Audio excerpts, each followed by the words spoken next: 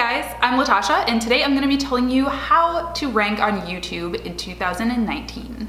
So whether you're here for a client, you want to help build up their YouTube channel, or whether you have a YouTube channel yourself and you're looking to learn how to rank on YouTube, I can help you out. I've been doing YouTube for several years and I've made several mistakes, but I've also done some things right and I've learned a lot along the way. So I want to share with you how to rank on YouTube based on the success that I've personally seen and the failures that I've personally experienced too. So the first thing that I have to say about YouTube SEO is the best videos, the videos that have ranked the highest that I've created, have actually had an SEO friendly title before I even sit down to film. So example of this is this video that you're watching right now. I went through a little journey of figuring out exactly how I wanted to present this information because I knew that I wanted to record a video about YouTube SEO and search terms and keywords and things like that.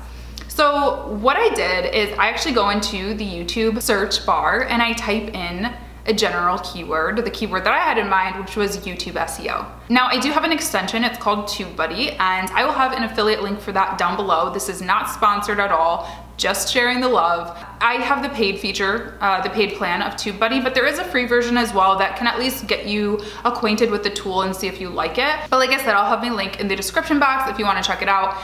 It is an extremely helpful tool, and what happens is when I search a term like YouTube SEO, it basically gives me a little bit of a score and it tells me if they recommend using that term or if they do not, essentially. When I searched YouTube SEO, it had a really low ranking because it was really competitive and kind of vague in general. So I went back to the drawing board, and based on a couple of other recommendations that TubeBuddy provided me and just kind of playing around on YouTube, I landed on ranking on YouTube. So how to rank on YouTube itself didn't have a great score either, but adding in 2019 to keep it current and to keep it kind of niche really helped a lot, and had, I think it was a 67 or 69 score, which is in the green and is positive according to TubeBuddy.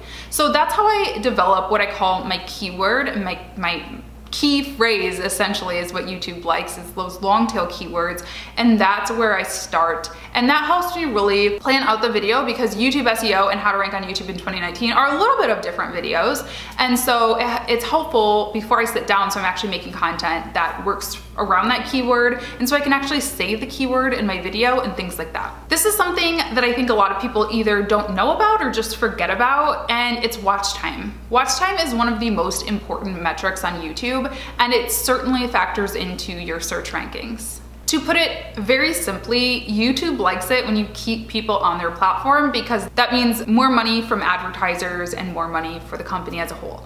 So creating a 2-minute video and having people drop off halfway through is not going to look very good to YouTube, and they're probably not going to push that video up the search rankings because it doesn't help them out a ton. Now, that's not to say that you want to create 20, 30-minute videos of you just talking like this just to get people to hang on and watch the video.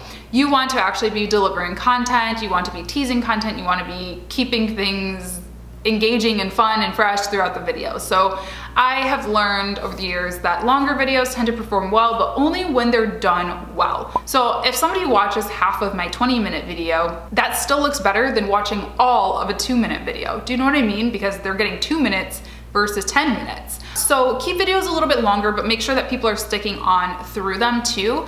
One of my most highest ranked and most successful videos on this channel is my Ancestry DNA results, the original video. One of the reasons I think that that video was so successful is because it was actually filmed with another person. So we both revealed our results and he actually did his first. So because it's my channel, I think a lot of people were looking forward to seeing mine. So it actually encouraged people to stick around till the end, or at least till 4 or 5 minutes in when my results came in, to see what mine said. You can kind of replicate this. Obviously not all of your videos are going to be a reveal, like an Ancestry DNA reveal, but you can tease content. You can say, oh yeah, later on I'm going to share with you, or tomorrow in my weekly vlog tomorrow I have something really exciting that I'm gonna do. You know, you can tease content to get people to stick around until at least, you know, further into the video, ideally the very end. Another thing, if I'm doing consultative work with clients on personal branding and thought leadership, one of the things that I almost always recommend to them is to shorten their intro.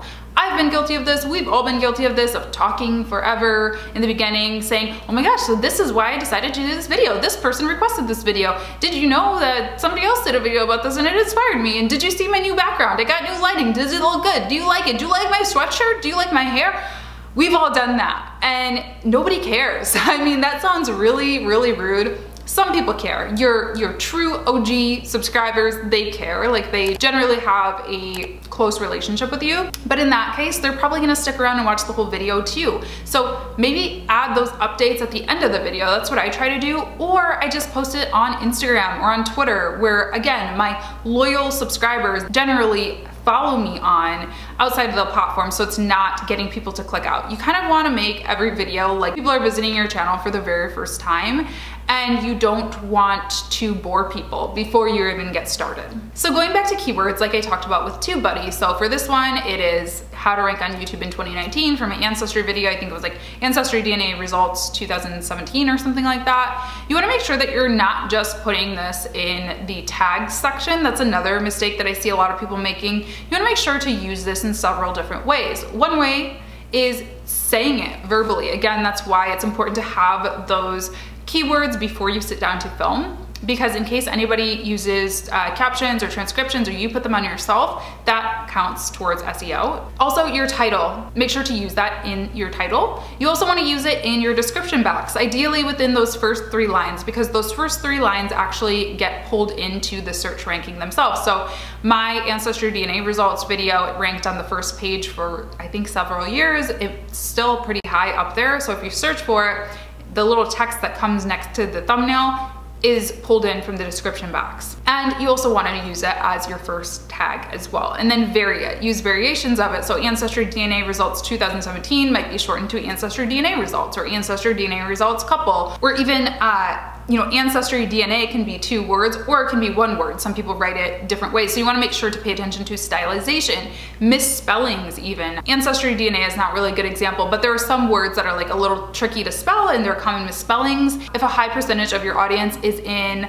like the UK, for example, or Canada, sometimes words will be spelled differently. Example of this is favorites. So maybe my February favorites, I'm going to use the tags favorites spelled the American way and favorites spelled the UK way. So lots of different things to think about there. And again, you want to keep these long tail. So you don't want to do ancestry, enter, DNA, enter. You want to keep these together as a phrase. Now, it's important that you don't keyword stuff though. So you don't want to put ancestry DNA results 10 times in a row in your description box. That looks really deceptive and YouTube doesn't look very fondly upon it. So you want to make sure to use it in an organic, natural way. An example for this video that you're watching right now, my description box will probably say something like, you know, are you wondering how to rank on YouTube in 2019? Watch this video and get some video marketing tips, or something like that. It's a natural way to say it. That's not just like how to rank on YouTube 2019 line break. Like that's not good.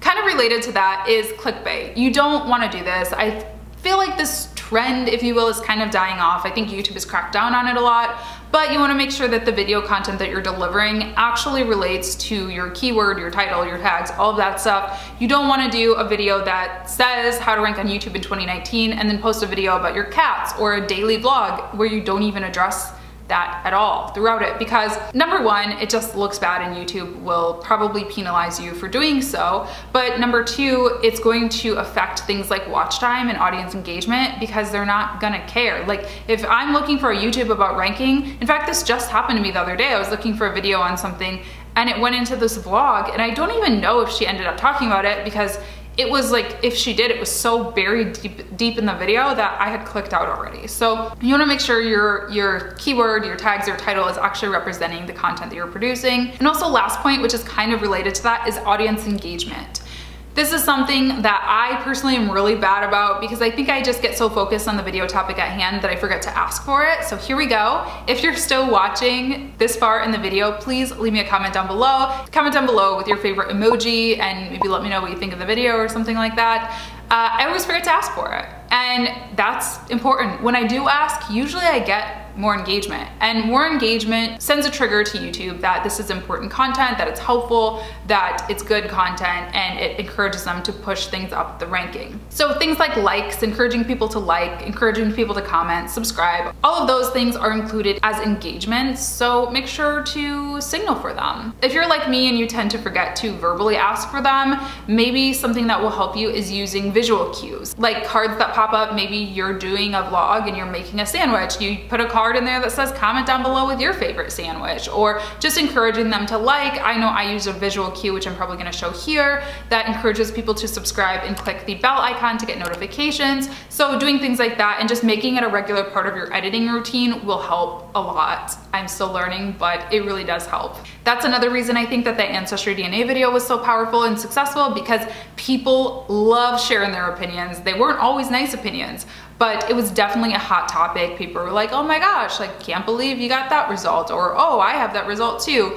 It was a very community conversational video. So those are my 5 top ways to rank on YouTube in 2019. Those are the ways that have been helping me lately. It definitely changes as the algorithms change, so I think it's important to revisit these techniques, you know, every year or so to make sure that you're still doing what's working. So thanks for joining me today, and make sure to like the video, comment down below. It really helps out a lot, as I just explained in the video, and also you can subscribe, get notifications by clicking the bell icon, and I will talk to you in the next video. Thanks for watching.